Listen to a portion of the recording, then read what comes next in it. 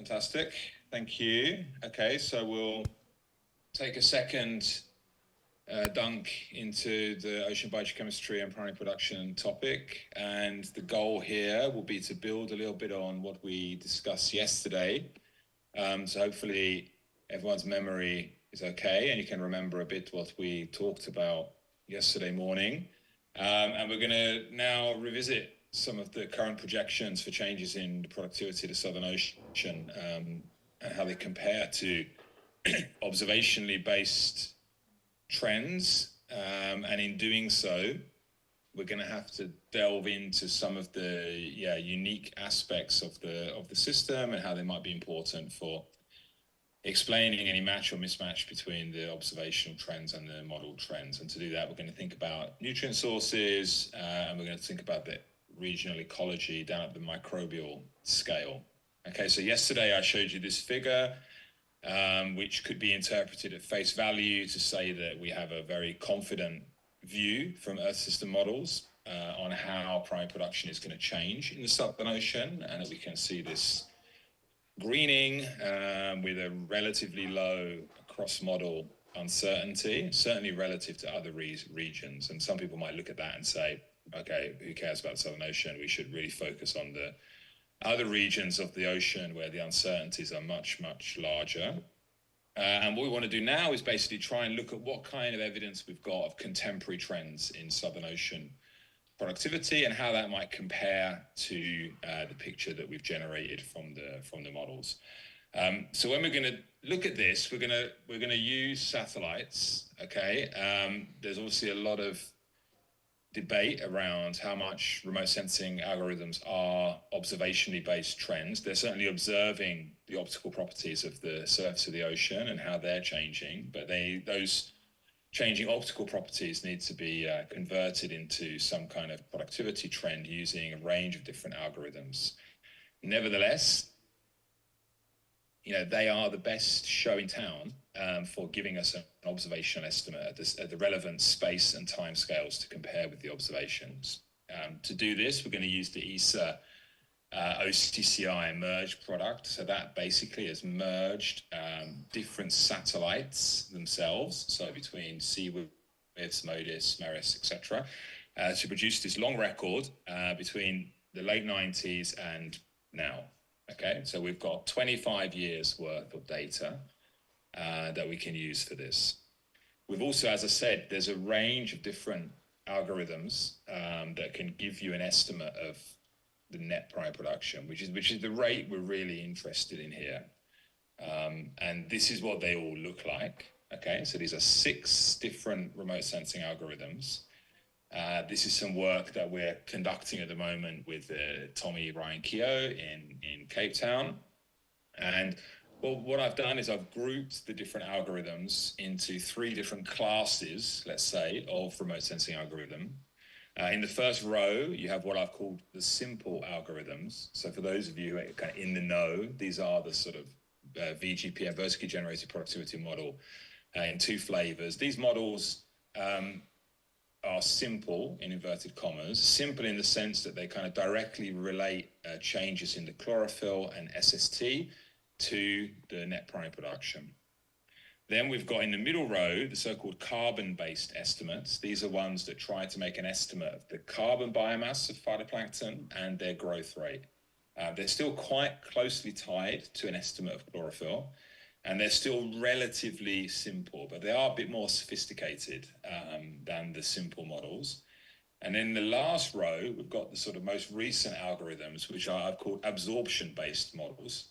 And these use the spectrally resolved absorption of light alongside the efficiency with which absorbed light can be converted into carbon to come up with their estimate of productivity. And I would say they're the least closely tied to the sort of simple environmental variables like SST and chlorophyll.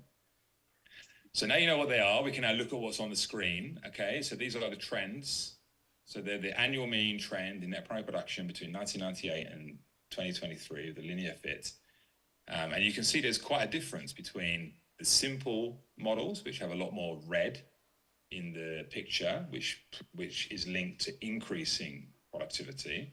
And the more complex models, let's go to the bottom here, maybe the more complex models, for which there's much more blue on the screen, which means decreasing productivity. Okay, one might say that, it's not surprising that the model based on SST, which of course has a very strong warming trend over the historical period, may result in increases in productivity.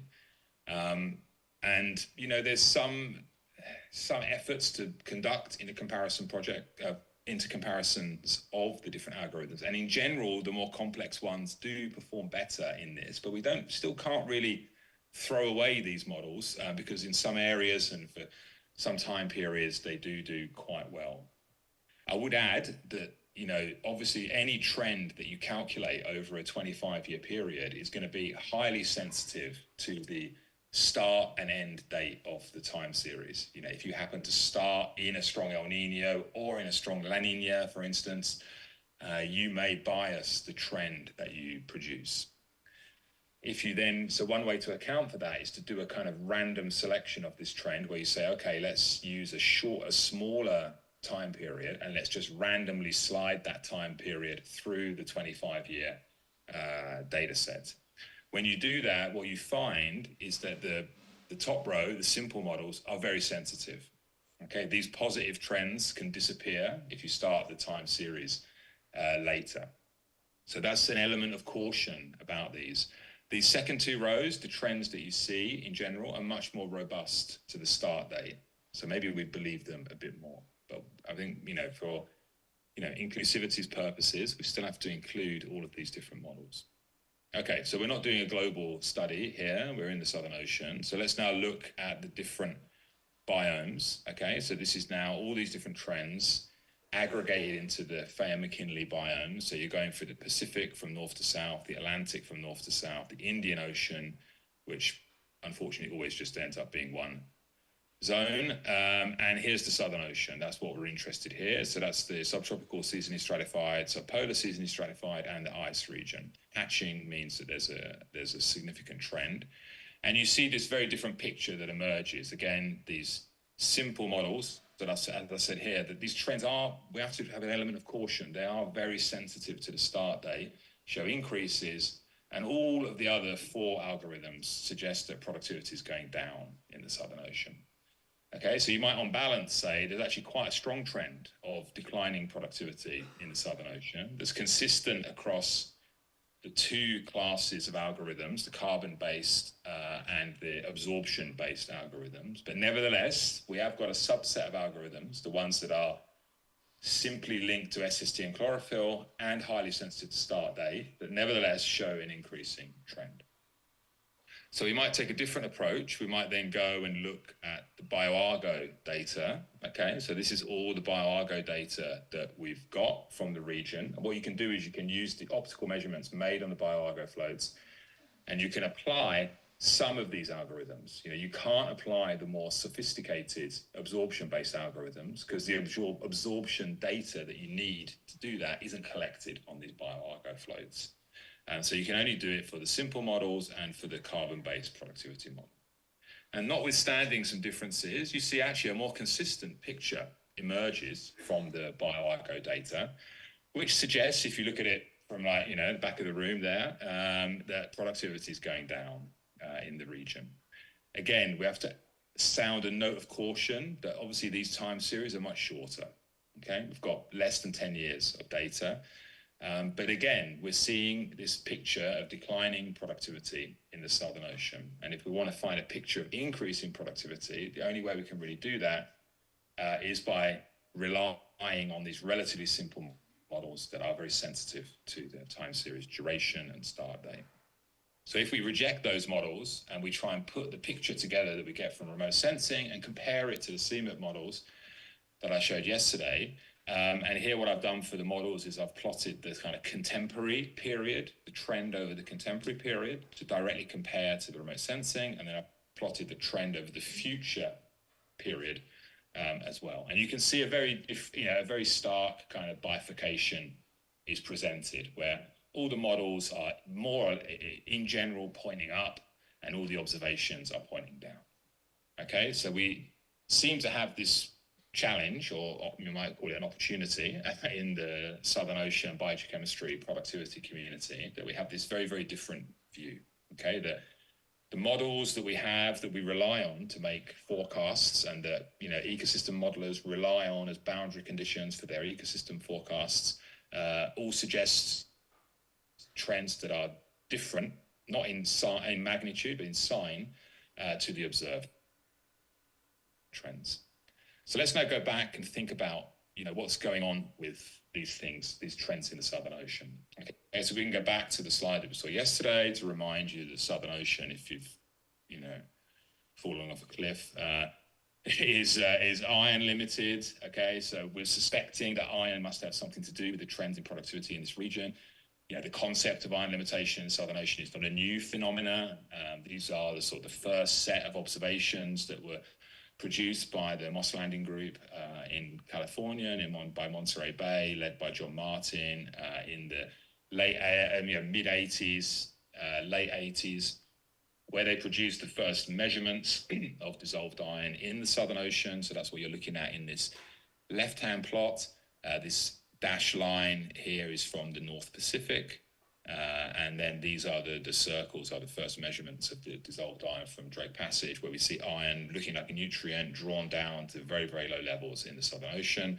And here are the first type of bioassay experiments that were performed in the Southern Ocean to demonstrate that the addition of iron would stimulate the production of chlorophyll and would stimulate the drawdown of nitrate. So this, and this has been built on with more sophisticated techniques in more recent years, but just to talk about the fact that iron limitation is not really it's a strong part of our kind of working model for what's regulating biogeochemical cycles and productivity in the Southern Ocean. So it must be connected to these NPP trends. What's interesting is that the phytoplankton aren't stupid.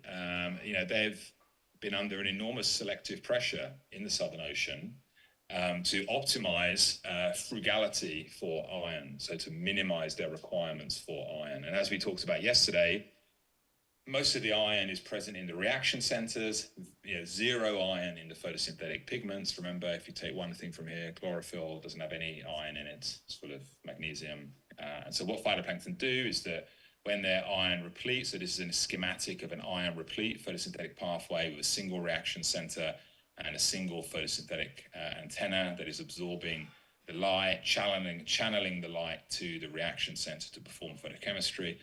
Under iron limitation, the phytoplankton, they still want to maximize the absorption of light, but they want to minimize the amount of reaction centers that they need, okay? Because every reaction center that they add, that's increasing their iron overhead. So they're under a large evolutionary pressure to figure out different solutions for this. And the different solution they have is that they couple more photosynthetic pigments like chlorophyll to single reaction centers. So they grow a larger photosynthetic antennae so they can capture more light and channel that light to the photosynthetic process.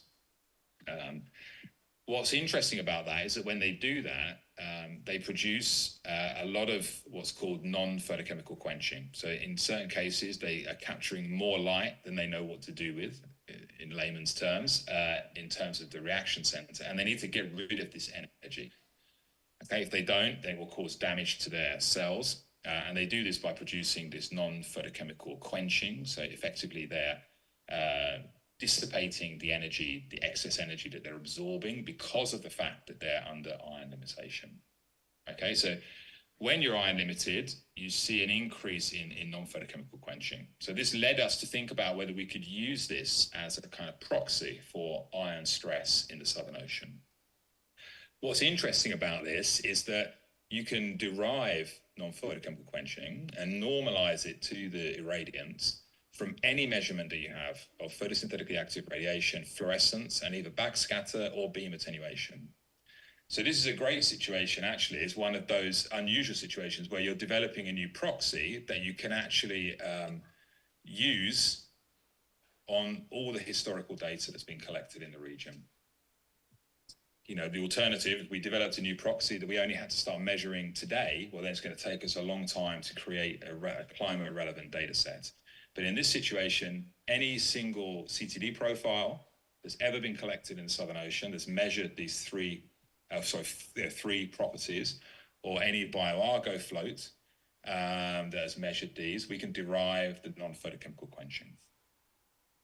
So that's what we did.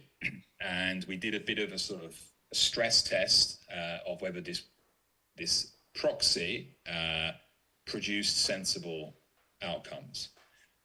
So the property we're interested in is this irradiance normalized non-photochemical quenching, and our hypothesis is that the larger this number, the more ion stress the phytoplankton are, because they're under the greatest pressure to produce large photosynthetic antennae, which means they are producing lots of non-photochemical quenching to get rid of excess energy. And so we can test this in a couple of situations. So we can go to a naturally ion fertilized system like Kerguelen, where upstream of the islands, we're in a very ion-limited system because of the interaction of the currents with the island plateau. We see ion being injected, and that leads to a downstream bloom. And consistent with that, we see high NPQ upstream of the islands and low non-photochemical quenching downstream of the islands. Okay, that's good. That's all consistent. We can go even more extremely. We can go and look at the CTD profiles that were collected during the ion fertilization experiments that were conducted during the 2000s. This is the Soiree experiment, this is the SOFEX experiment. And we can look at all those CTD profiles that were collected within the ion fertilized patch and compare them to all the profiles that were collected from the out patch. And again, we see in the ion fertilized patch, much, much lower non-photochemical quenching. And there we know that iron's been added.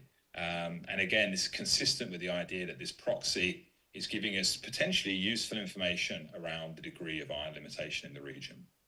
The last one will be to look at all the data, bin it onto a regular grid, which is what you're looking at in the bottom panel, and compare the seasonal evolution. Okay, so you can start maybe by just looking at the distribution here. This is September, October, November, and you can see, okay, it's red over large areas of the Southern Ocean. So Southern Ocean's iron limited. The only areas is blue, where we see less iron limitation, is really around the subantarctic islands and the topography in the South Atlantic, all consistent with regions where we know there's iron coming in from external sources. So that looks good. And again, as the season progresses, the colors, you might persuade yourself that they become more red in December, January, February than they were in September, October, November, consistent with the emergence of greater iron limitation in the austral summer. Okay, so if you believe that, then let's go to an extreme and let's create an entire time series of iron limitation in the Southern Ocean. Okay, so this combines BGC Argo data and ship-based data, and this looks at the either the seasonal or the annual mean. So seasonal are the dots, annual mean is the dashed line of irradiance normalized non-photochemical quenching. So for me, this is a real quantity. This really tells you how much non-photochemical quenching is going on. And you might interpret that as giving you information on iron limitation. And you see a very striking trend, okay? We see a progressive increase in non-photochemical quenching over the time series. The magnitude of the change is similar to the magnitude we see between the patch and the control from one of the iron fertilization experiments. So this difference is real. It's a real signal. And we'd interpret that as telling us that the Southern Ocean is becoming more iron limited over the last 25 years. Now, originally, I was quite skeptical of this trend because it was sort of too strong. And it makes you wonder, well, were we not just sampling more iron-limited regions later in the time series? Maybe we were targeting higher productivity systems where iron was present earlier in the time series. Have we gone to a more systematic observational strategy in the Southern Ocean in the last few years compared to earlier in the era? And you can look at this and you can, again, do the same thing as we do with the satellite time series, and you can randomly sample the time series. And so you can do, 1,000 different permutations of subsetting and randomly selecting subsets of this data. And you find the trend is robust. Okay, so this is the outcome of that Monte Carlo analysis. And you can see that is 0.007 is the slope of the kind of trend you saw on the previous figure, and you can see, yes, this value can change if you randomly sample, but it stays positive and it stays roughly about the same value. So we're left with, I would say, a view that something's clearly happening with the biooptical properties of the Southern Ocean. If we interpret them as being iron limited, then they're consistent with the decline in NPP, okay? Because if you're becoming more and more iron stressed, you would expect that would drive a reduction of NPP. And it suggests that the Earth system models may be missing something, right? There may be a big issue with the projections in the Southern Ocean, and certainly a note of caution around how confident they are. So the models might all agree with one another, which is great, but we might not necessarily believe that any of them are accurate in terms of their projections. So let's delve into some of the issues in the Southern Ocean. And I want to take a sort of tangential point here to talk about an international program called GeoTraces. So if you want to learn about observations of iron in the Southern Ocean, we've really relied on this international program, which is systematically going around to address this challenge.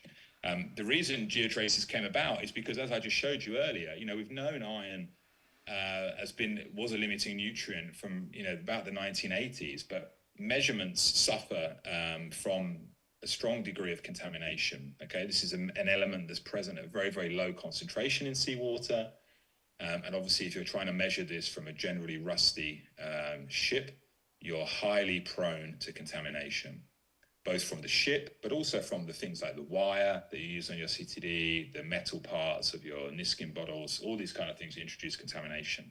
And as an example of that contamination, I'm just showing you a plot here of iron concentration data as a function of depth from the Sargasso Sea. And I'm showing you the data that we got from GeoTraces, which shows this, very smooth, clean, kind of oceanographically consistent profile. And this over here is the data that was collected during the geosex era with no contamination minimization efforts at all. And you can see that, if you think this is the real profile and this is what you measure when you just deploy regular sampling methods that we might use to measure nitrate or phosphate or dissolved inorganic carbon, you get the wrong picture of iron. Okay, so dealing with this contamination was a serious issue. And it's what GeoTraces has really been trying to stimulate. Okay, so it's a global program, and it has a pretty simple goal. It wants to identify the processes and quantify the fluxes that are driving the distribution of trace metals like iron in the ocean, and in particular establish how sensitive these distributions will be to changing environmental conditions. Okay, so there's a ton of different nations. You can see here the dates of the evolution of the scientific program of GeoTraces. The big part of GeoTraces is the release of these data products. Okay, so the program is releasing periodically aggregated data from different nations, different labs in publicly accessible formats. And obviously with this contamination issue, if we want to compare data that from lab A with lab B, we want to be confident that when we're comparing those data sets, we're looking at real differences in the biogeochemistry of iron in seawater, and not the fact that one lab is more prone to contamination than the other. And so the intercalibration has been a critical part of this. That's why you have to use new rosette systems, clean Kevlar wires. You have to do the filtration in laminar flow, controlled air systems. And there's a set of reference samples that labs can use to demonstrate their intercalibrated data. And so from this, if we look at the data, this is from the 2021 data product. This is a sort of, top-down view of the Southern Ocean. I'm sure you've seen plenty of those during your stay there in Corsica. And on the left, you have the dissolved iron data. And again, you might think that looks quite similar to that non-photochemical quenching proxy, right? Here is all that high iron in and around the South Atlantic. And I'm contrasting this with the nitrate measurements made on the exact same cruises. And this is the sort of the picture we have of the Southern Ocean, right? Very low iron, very high macronutrients.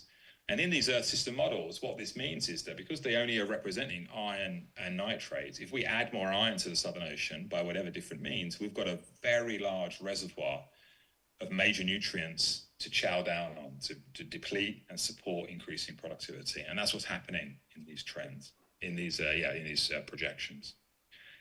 An interesting facet of iron, and something that you can do when you have this intercalibrated data sets, is you can look at the comparison with other nutrients in a much more rigorous fashion. So this is a figure we made a few years ago. This is a meridional section outside of the Southern Ocean, or a little bit in the Southern Ocean, depending on your definition, that runs from Iceland all the way down the western boundary of the Atlantic.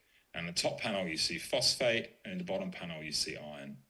And what I've plotted here as isolines are the potential vorticity contours.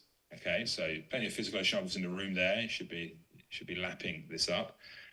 So potential vorticity, I think of it as a simple biogeochemist, which may be wrong, as the kind of like the plumbing of the interior of the ocean. Tracers want to move along lines of constant PV. And if you look at the distribution of the phosphate tracer and the PV isolines, you see that they're quite coherent with one another. And that's because a large fraction of the distribution of phosphate in the ocean is controlled by the physics, because around 2/3 is preformed, only around 1/3 is driven by export production, regeneration. Iron shows a very different picture. The distribution, if you didn't have intercalibrated methods, you might question whether some of this data was reliable, because it shows a lot of synoptic high frequency variability even in the deep ocean. But of course, because thanks to geotraces, we know this data is quote unquote real, and that these differences are real differences and not just down to contamination. So we see a very poor link to the physics. This is because iron is generally, the estimates we've made, it has a very, very small preformed contribution. And actually what's mostly driving the distribution in the ocean interior is the balance between regeneration and scavenging and point sources in the ocean interior. Okay, and this is a big challenge for modeling the distribution of iron in the ocean. And of course, this may play into our ability to forecast iron-driven trends in production in the surface ocean. Okay, for phosphate, we know that if we get the water masses roughly correct, we're 2/3 of the way to the solution of getting an accurate picture of the phosphate distribution in the ocean. For iron, that doesn't get us anywhere. Okay, and that's something we've been grappling with for many years. Okay, so let's go back to the Southern Ocean and let's think about the NPP trends. And so our framework from the models is that there's not much iron, there's tons of nitrate. So if we change the amount of iron, we've got lots of nitrate there able to support additional growth. There's, nitrate is not deficient enough that it's going to become limiting anytime soon. But what's nice about the geotraces data, because we've got all these multiple different bioactive elements measured on the same data set, we can look at other things. And here's manganese, which I'm going to cut to the chase. Which is also a bioactive element, which is very scarce in the Southern Ocean. Okay, so I should have said, this is 1 nanomolar, this is 1 nanomolar.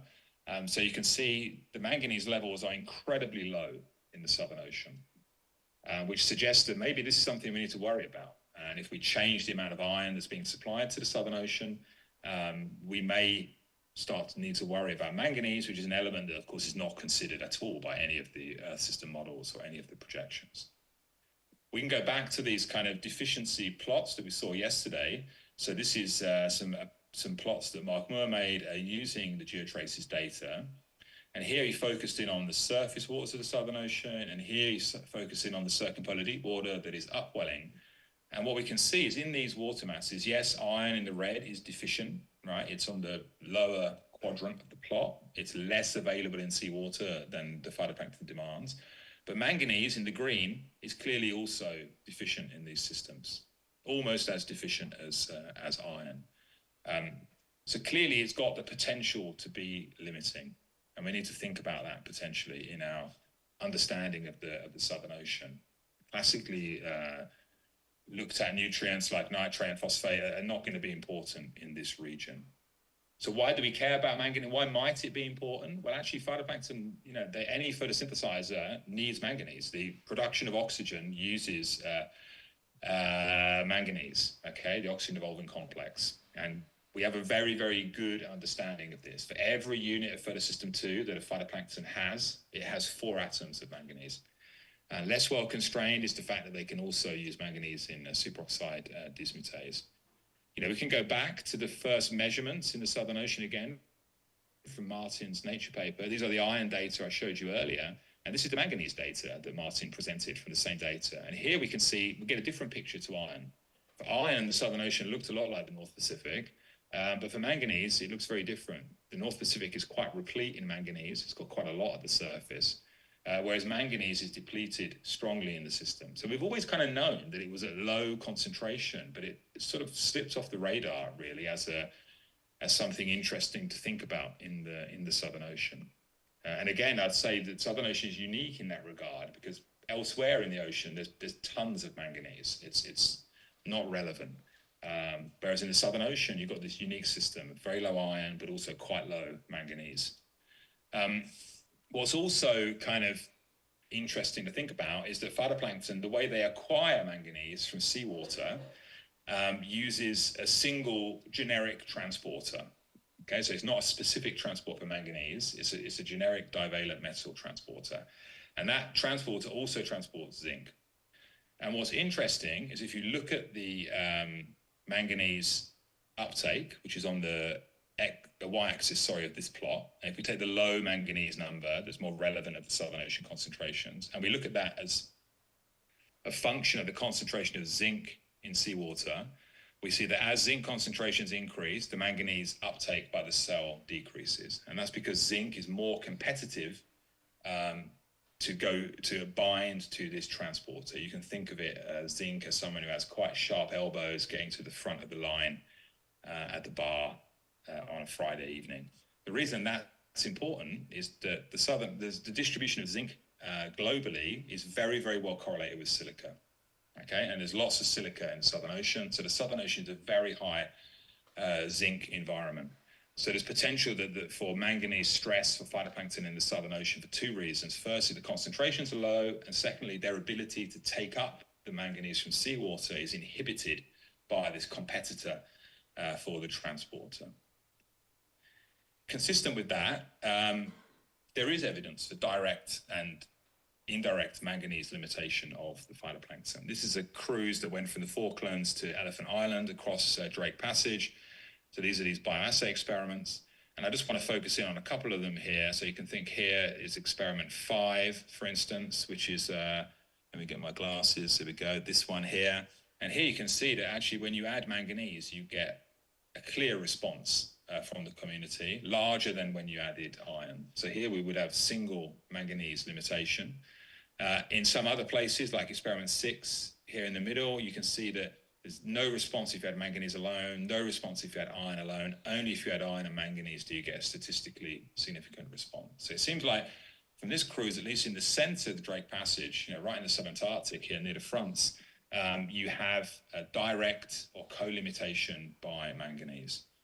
We've also done model simulations that I won't bore you with here that show that when you run a model that has manganese limitation, if you add iron to that model, you get a reduced response from the biological parts of the carbon cycle because this manganese limitation emerges and restricts the response of the phytoplankton to any addition. So I want to talk now a little bit about the supply of each element. So now we're worried about iron, we're worried about manganese, and really what the phytoplankton are concerned about, if we can ascribe them these anthropomorphic ideas, is that they're worried about how much iron and manganese is arriving at the surface waters. Okay, and it's going to be the balance between the relative stoichiometry of the iron and manganese that arrives in the surface compared to the demands by the phytoplankton, which is going to dictate whether you've got a surplus of manganese and hence you're iron limited, or vice versa. And so what you need to think about are basically kind of 3 different elements, or components, sorry. 3 different components for each element. The first is the vertical profile of the element in the ocean, so how its concentration changes with depth.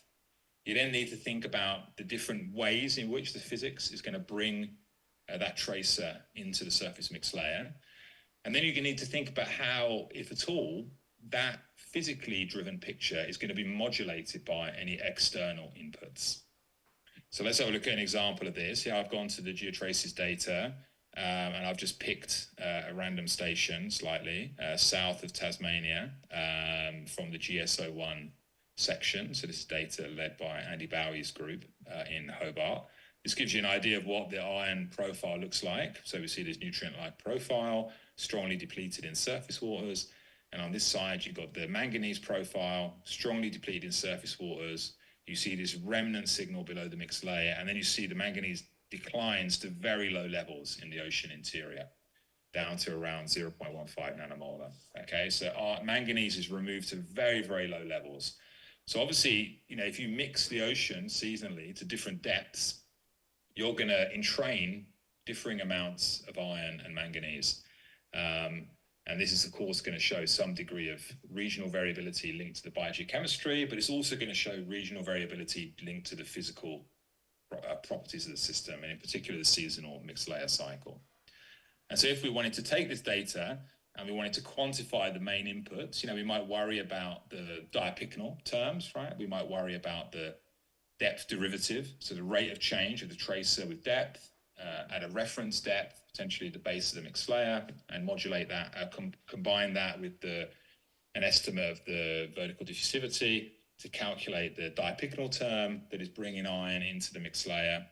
We've then got the seasonal mixed layer cycle, which you might call entrainment, and that's obviously going to show a large degree of variability across the Southern Ocean. I don't think you need me to tell you that. You've had far more expert folks talking about that there, I'm sure. And the last one I've mentioned here, I guess, is the mesoscale processes, which may occur around fronts and these kind of things that are bringing a tracer up or down in the mixed layer. So we looked at this in the past for iron. It's a few years out of date, maybe, you might say, but there's a good opportunity here for someone in the room. No one's done this recently. So here we put together all the data for iron in the Southern Ocean, and we looked at the depth of what we call the ferrocline. So I'll go back a slide. So that's the depth at which you reach these deep reserves. So if you mix more shallow than these depths, you might say you're not going to bring up much iron at all. Once you mix down to these depths, you've got the potential to bring up lots of iron. And so we wanted to look at the depth of the ferrocline, the nutricline for iron in the ocean, and we wanted to compare that to the collocated or our estimate of the winter mixed layer depth. And what we found for iron is, in general, the ferrocline is much deeper than the winter mixed layer. So due to the biogeochemistry and possibly some aspects of the 3D physics, we haven't really resolved this, but you often find that these iron reserves sit much, much deeper than the mixed layer depth. What this means is that the diapycnal fluxes are very low in the region and not very important because there's very, very weak vertical gradients in iron at the base of the mixed layer. In contrast, for iron, what you need is entrainment. It's the seasonal mixed layer cycle, which has the largest mechanism for bringing iron into the mixed layer. You can just look at the numbers here, up to 100, up to 20, and then you've got the upwelling, downwelling cycle. Okay, upwelling south of the polar front, downwelling north of the polar front. But again, the numbers are quite small. So when you do this analysis for iron, you're left with this sort of seasonal picture that you rely on winter mixing to bring iron up into the mixed layer and to set up this mixed layer iron stock. This should be very rapidly depleted in the spring due to a combination of biological uptake, but also abiotic losses due to scavenging. And then once this winter reservoir is reduced, you're going to get very limited additional input of iron from diapycnal mixing over the base of the mixed layer because the vertical gradients are so weak. And hence the system is forced into this recycling framework. So it's then about how well the biology can recycle that iron to maintain it up in the mixed layer. We don't know what this looks like for manganese, sorry. We don't know how iron and manganese may co-vary, but if you looked at this in a stoichiometric perspective, what would you see? And I think this is a big gap in our knowledge, but the geotraces data is there. And if we combine that with the best possible Argo data that we have now to get a much better handle on the seasonal evolution of the mixed layer cycle, we can make a lot of progress in this area. As I mentioned, this is the sort of an internal ocean perspective. We also need to think about how external sources may affect the background that we see from the physics. And again, I tried to look for a more up-to-date number, so apologies for pulling out some dusty paper from my CV. But I think this is, as far as I know, still the estimate we have of these inputs in the Southern Ocean. And so what kind of external inputs should we be worried about? So the first is atmospheric. Okay, so this is iron that's coming from the continent. It's being transported in the Southern Ocean by the westerlies, and it's depositing over the ocean. Obviously, that's quite low in the Southern Ocean. That's part of the reason why it's iron limited. But nevertheless, you know, off Patagonia in general, it's generally Patagonia, a little bit of Australia, which is where natural desert dust can get into the Southern Ocean. Of course, this can be modulated by other sources of aerosol. We generally think of combustion, anthropogenic activity, but that's probably quite low. But there's been a lot of interest recently in bushfires, wildfires. There was a very influential paper recently which looked at the Australian bushfires and how that led to iron being transported out over the Southern Ocean in the South Pacific to stimulate productivity in the system. You've also got the shelf sediments, which we think are numerically probably the most important source of iron in the Southern Ocean. Obviously, they are going to be, to some extent, counted as part of the physical inputs because they will act to set up the vertical profile of iron in the system. Similarly, we've seen a lot of attention on hydrothermal vents. That's what this paper that you're looking at that's on the screen was actually concerned about, the fact that you've got a lot of hydrothermal vents bringing iron into the abyssal Southern Ocean. What's interesting about hydrothermal vents is that even though they exist kind of globally across the ridge crest, most hydrothermal tracer is ventilated in the Southern Ocean. Okay, so and we can see that very clearly when we look at something like helium, which is a conservative tracer that's only present, only enters the ocean from hydrothermal vents. So even hydrothermal vents that added iron outside of the Southern Ocean, the signal is being transported into the Southern Ocean and brought to the surface in the Southern Ocean. And then the last part, which I would say is clearly important, but very poorly constrained, is the sort of cryosphere associated inputs. So this might be sea ice. So you might argue, is that really a new source of iron? Because the iron that gets into the sea ice generally comes from the ocean. But if we think sea ice mostly forms on the shelf and then is transported northwards, even if it's not at the Southern Ocean scale, kind of strictly a new source of iron, it's definitely redistributing iron around the Southern Ocean. And I don't think we have a good understanding of what impact that's having. Icebergs, similarly, long-standing ideas about icebergs fertilizing productivity in the Southern Ocean. I think it's very difficult to demonstrate this, largely because it's quite difficult to get so close to an iceberg to make the measurements with trace metal clean equipment. And it's very difficult to attribute the impact of the iceberg to the iron and not the meltwater that's coming off. Probably more interesting, or more, I think one we need to be worried about more is the melting of land glaciers. So obviously glaciers around Antarctica, many of them are melting very, very rapidly. There's a strong regional heterogeneity in the patterns of glacial melt around Antarctica. And we think we've got some evidence in Pine Island Bay in particular, a little bit in the Ross Sea, that there's a lot of iron coming off these glaciers as well. And to what extent they're adding an additional kind of footprint onto the patterns of iron supply and iron limitation in the Southern Ocean, I think really remains to be seen.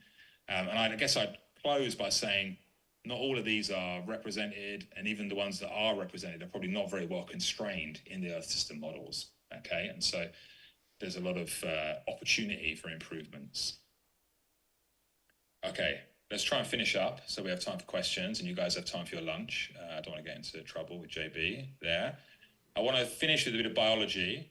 So apologies if you're not a biologist. And I want to now talk a little bit about the plankton, right? The guys who are living there. In the Earth system modeling world, we would love every phytoplankton in the ocean to be the same because it would make our lives a lot easier in terms of parameterizing the model.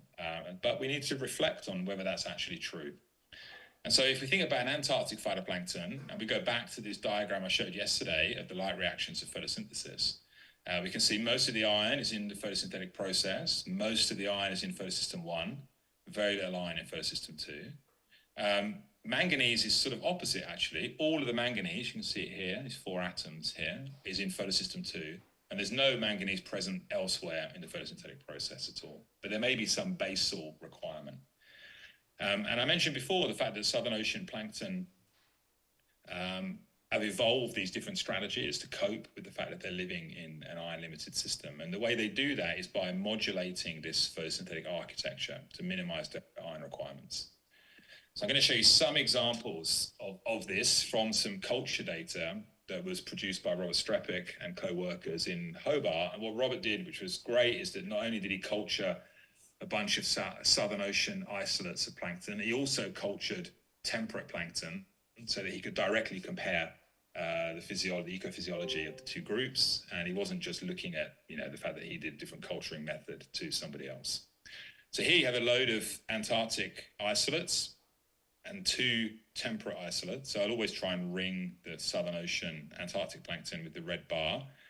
And what we see firstly is this antenna size response that I told you about earlier. So if you look at the amount of chlorophyll associated with either photosystem 1 here or photosystem 2 here or photosystem 1 here, you see that the Antarctic groups always have a much larger photosynthetic antenna.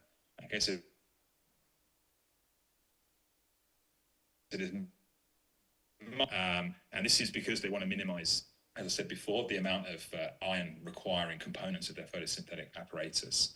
So this is the sort of physiological data that backs up the non-photochemical quenching proxy. Equally, if you just look at the sheer number of photosystems, that's what you're looking at in the lower panel here, and you normalize them instead now to just the biomass of the plankton, you can see that Antarctic plankton have really dropped in total the amount of reaction centers and photosystems that they have in their cell.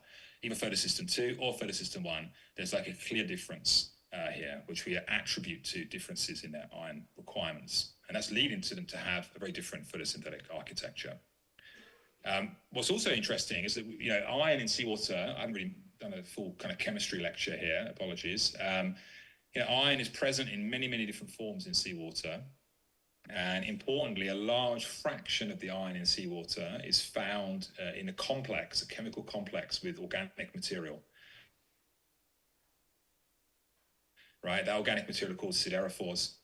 And we're concerned, I guess, the community is that iron that's bound to the siderophore or that's freely available in seawater equally available to the phytoplankton to take up into their cells to alleviate their iron limitation. So Robert, in an earlier study, looked at this by comparing the growth rate of different groups. So in the top panel, you've got the Southern Ocean groups, and in the bottom panel, you've got the temperate groups. And what he's done here is he's grown them on either pure iron, the kind of crack cocaine iron, just iron chloride mixed up in a beaker. So that gives you the maximum, that's the black bar, maximum growth rate. And then he's mixed up various different cocktails of iron and increasing amounts of these organic compounds that bind the iron. So as we go from grey to white to dark grey, we've got a greater and greater amount of the iron is not now present in this free form. And what you see is that if you look at the temperate isolate first, when you start increasing the amount of ligand in the seawater, the growth rate drops very, very quickly, right? We have a very steep decline, even for very small amounts of siderophore in the sample. The growth rate of the temperate organisms declines a lot. The Southern Ocean organisms, in contrast, their growth rate appears much, much more resilient. So they seem to have inherently a greater ability to take up iron bound to different forms and present in different chemical forms in seawater. Again, you'd expect that would be because they've evolved effectively to minimize their iron limitation. So we're left with this idea that the Southern Ocean might be, it might be difficult for us to justify a sort of generic Earth system modeler's view of the plankton where everything is everywhere in the Southern Ocean. And in particular, what I want to just think about here is the sort of long-term, eco-evolutionary heritage of the biological communities in the Southern Ocean. So since Strait Passage opened, the Antarctic circumpolar current spun up, and the physical exchanges between Antarctica and the rest of the ocean have declined. And if phytoplankton were only under a selective pressure for iron, we would expect that they would deal with this by modulating the ratio of photosystem 1 and photosystem 2. So if you remember, photosystem 2, no iron or 1 atom of iron, photosystem 1, 12 atoms of iron. So if you are only under iron stress, you should try and increase this ratio. Okay, and if we look at open ocean temperate organisms that grow in iron limited systems, that's what they do, right? They live down in this bottom corner of the plot. They have very, very high PS2, PS1 ratios to reduce their iron demand.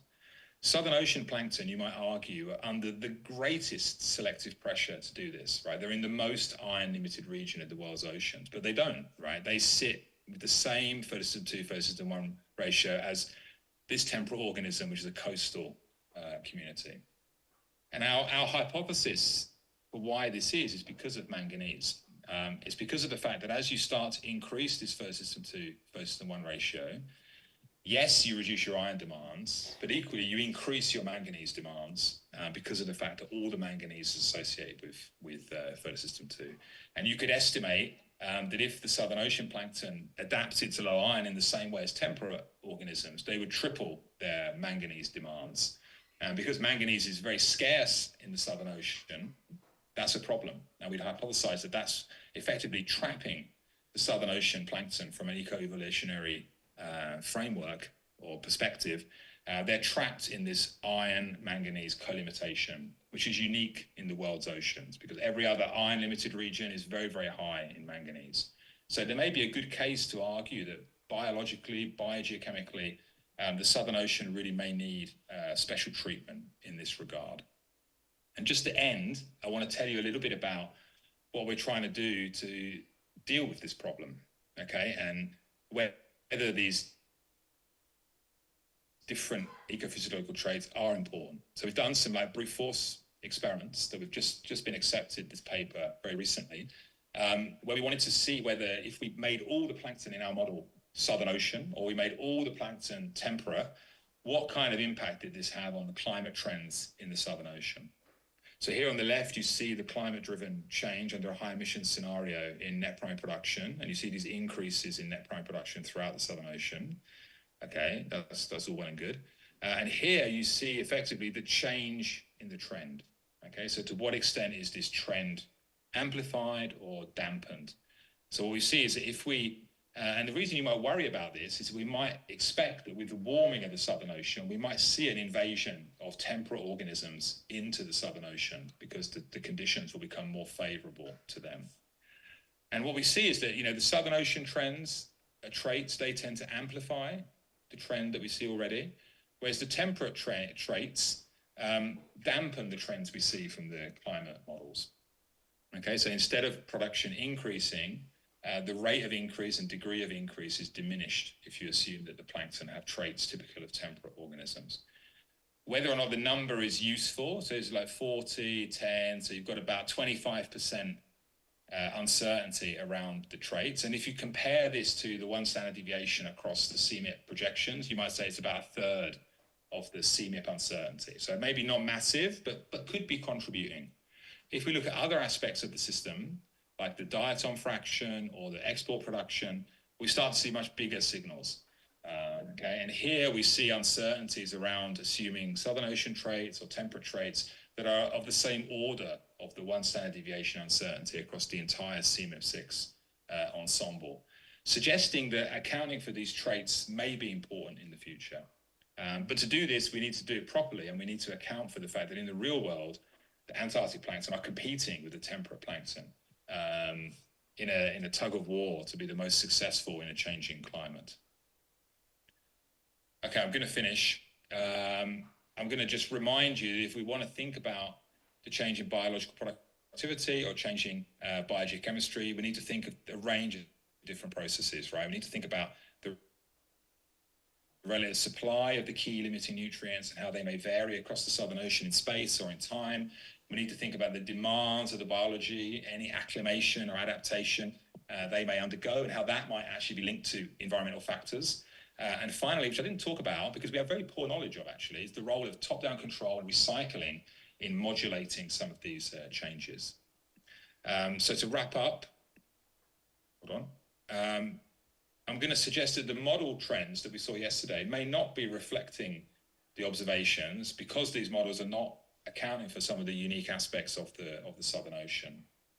So there's complexity in trying to understand the role of iron, but actually we need to go further and think about other micronutrients like manganese and the fact that we've got regionally specific ecophysiology and how that might contribute additional uncertainty. There's a sidebar that says really the trends in general are quite small in productivity in the models relative to what we might observe.